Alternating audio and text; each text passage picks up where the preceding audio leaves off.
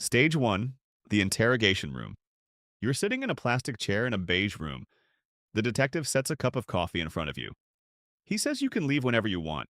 He says you are not under arrest. He says you are just helping them understand what happened. The table is bolted to the floor. You did not notice this until now. You pick up the coffee, you start talking. 4 hours later, the detective thanks you for your time. He shakes your hand. He tells you they may have a few more questions later. In those 4 hours, you placed yourself at the scene, explained a gap in your alibi 3 different ways, and mentioned twice that you and the victim had argued the week before.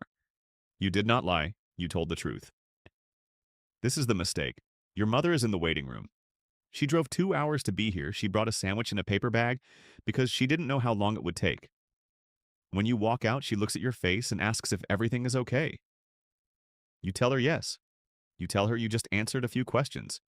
You believe this is true. 48 hours later, you are charged with capital murder. Stage 2. The charge. Capital murder means the state believes you committed a murder with a special circumstance. Multiple victims, a victim under 14, a murder committed during another felony. The exact circumstance depends on the state. The result is the same. The prosecutor has the option to seek the death penalty. This prosecutor is seeking it.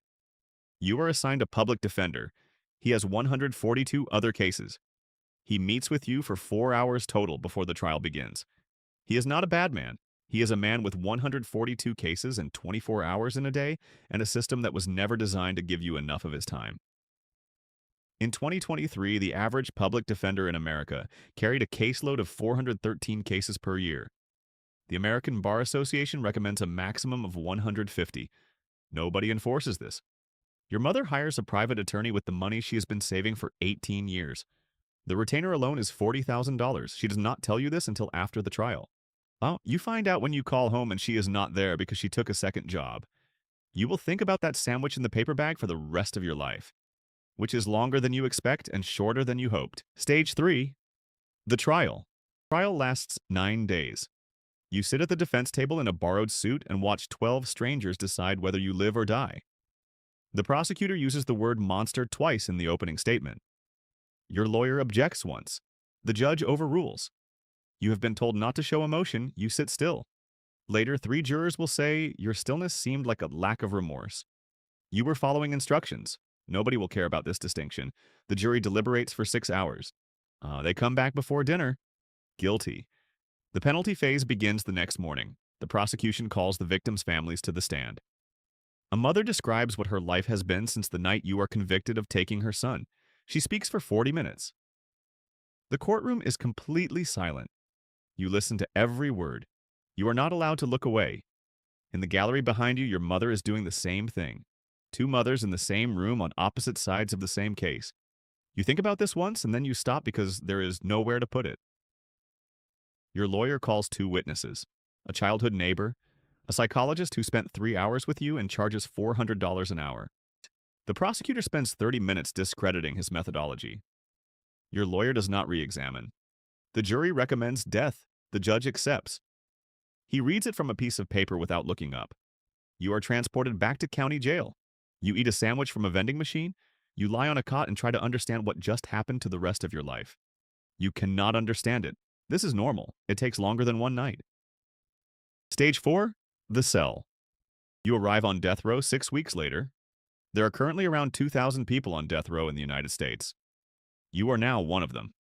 Your cell is 6 by 9 feet, 54 square feet. The average parking space is 162 square feet. You will spend between 22 and 24 hours of every day in this space. A bed, a toilet, a sink, a shelf, television if someone on the outside pays for it. Your mother pays for the television. She does not have the money. She pays for it anyway. On Sunday afternoons, you watch the same channel at the same time because she watches it too, from her living room 2 states away. You never talk about this directly. You both just do it. It is the closest thing to being in the same room that the system allows. The first week, you do not sleep more than 2 hours at a time. The sounds are not what you expected. Less screaming, more coughing, more of the specific silence of men who have nothing left to plan for, trying to fill hours that have stopped meaning anything. By the 3rd week, you understand the rhythm. Meals at the same time, lights at the same time, the same sounds in the same order every day. Your body adapts the way a body adapts to anything that does not kill it immediately. This feels like survival. It costs you something you will not be able to name until later. You're allowed 1 hour of outdoor exercise 5 days a week, a concrete rectangle with a wire ceiling. You walk in circles and count laps. On a good day, you reach 40. That part of your brain that used to plan things has not stopped working. It has just run out of things to plan. Counting is what it does now. You learn that time moves differently here, not slower. Differently. A week in your old life had texture. Monday felt different from Friday. Here, every day has the same texture as the one before. Your first year, you lose the ability to remember which day it is without checking. Your second year, you stop checking. This is not despair. It is adaptation. Your mind is making the unbearable manageable one small surrender at a time. Stage 5. The wait. File your first appeal within the year. Every death row inmate has the right to appeal through multiple layers of the court system. Direct appeal, state post-conviction review, federal habeas corpus, the circuit court, the Supreme Court. The average time between sentencing and execution in the United States is 20 years. Some wait 30.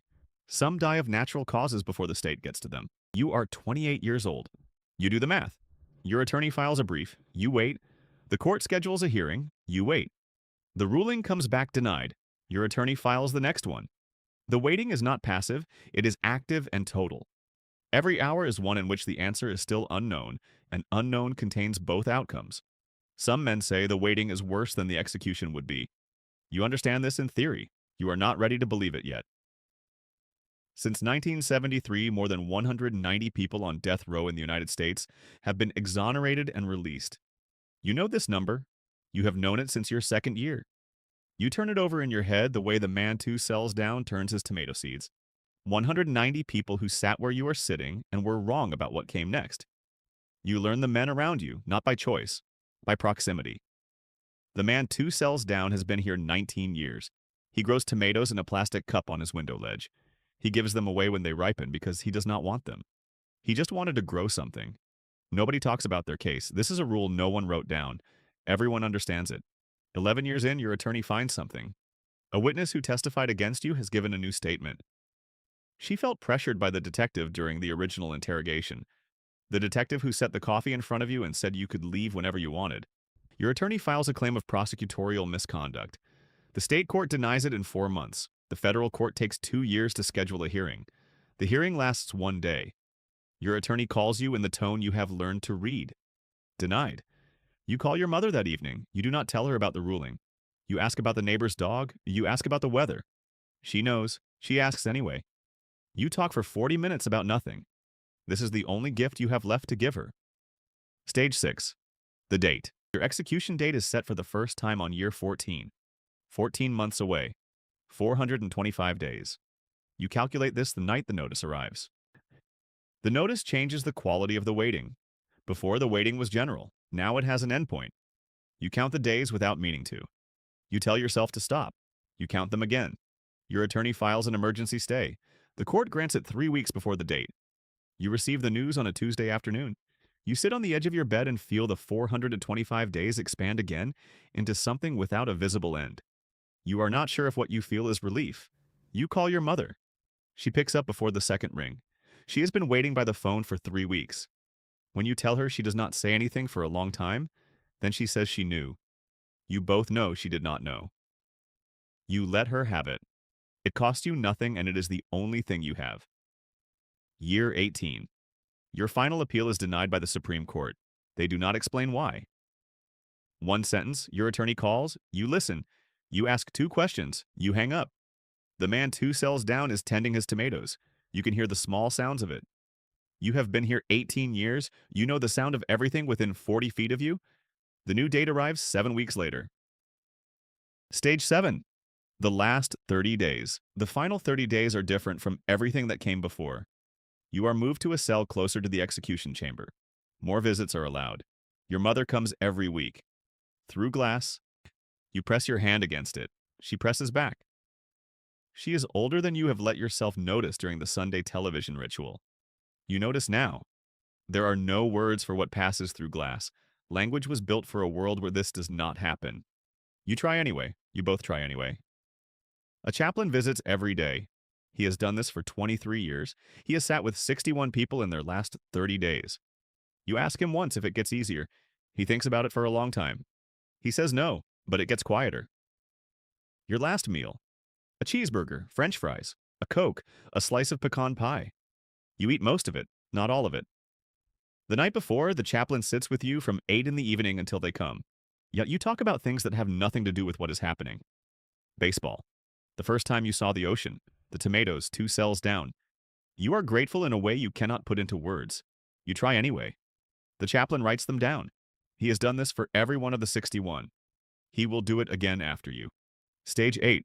The last morning. 6 in the morning they come for you. The walk is shorter than you spent 18 years imagining. The room is smaller. The people inside are doing their jobs as carefully as they can. This surprises you. You expected something colder.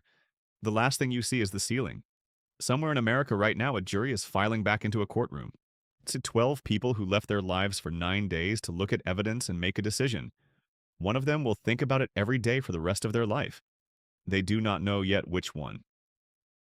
The foreman stands up. He begins to read, and the cycle continues.